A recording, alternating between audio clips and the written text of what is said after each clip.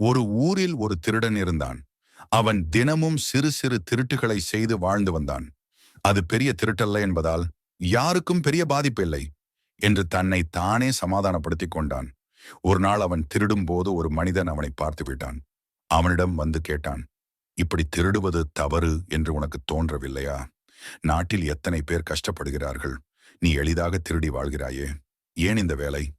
அதற்கு அந்த திருடன் சிரித்தபடி சொன்னான், நான் நாட்டில் யாரும் செய்யாத தவறை செய்யவில்லை. சிலர் தெரிந்தே திருடுகிறார்கள், சிலர் தெரியாமலே திருடுகிறார்கள். வேறுபாடு அவ்வளவுதான்.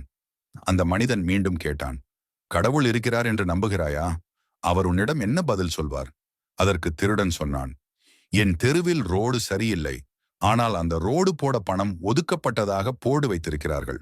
அந்த பணத்தை ஏமாற்றி அரசியல்வாதி சுருட்டி விட்டான். அவனிடம் கடவுள் எதுவும் சொல்லவில்லையே.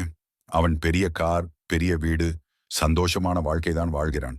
நான் செய்யும் தவறு சிறியது, யாரையும் பெரிதாக பாதிக்காது. அப்படி சொல்லிவிட்டு அவன் அங்கிருந்து கிளம்பினான். மறுநாள் அந்த மனிதன் மீண்டும் திருடனை சந்தித்தான். அவனிடம் ஒரு செய்தித்தாளை கொடுத்து, இதை கொஞ்சம் படி என்றான். திருடன் செய்தியை படித்தவுடன் கலங்கி போனான். அந்த செய்தியில் நேற்று அவன் குறிப்பிட்ட அதே அரசியல்வாதி பெரிய கார் விபத்தில் தனது இரு கால்களையும் இழந்தார் என்று வந்திருந்தது. அதை பார்த்து அந்த திருடனின் மனம் மாறியது.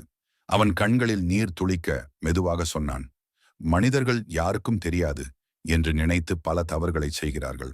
ஆனால் நம்மை படைத்த கடவுள் எல்லாவற்றையும் பார்த்து கொண்டே இருக்கிறார். தண்டனை உடனே வராமல் இருக்கலாம். ஆனால் ஒவ்வொருவரும் செய்த பாவத்திற்கும் ஒரு நாள் தக்க தண்டனை நிச்சயம் கிடைக்கும். இதை மனிதர்கள் மறந்து விடுகிறார்கள். அன்று முதல் அவன் உழைத்து வாழ ஆரம்பித்தான், சந்தோஷமாக. இந்த மாதிரி கதைக்கு இந்த சேனலை சப்ஸ்கிரைப் செய்து லைக் பண்ணவும்.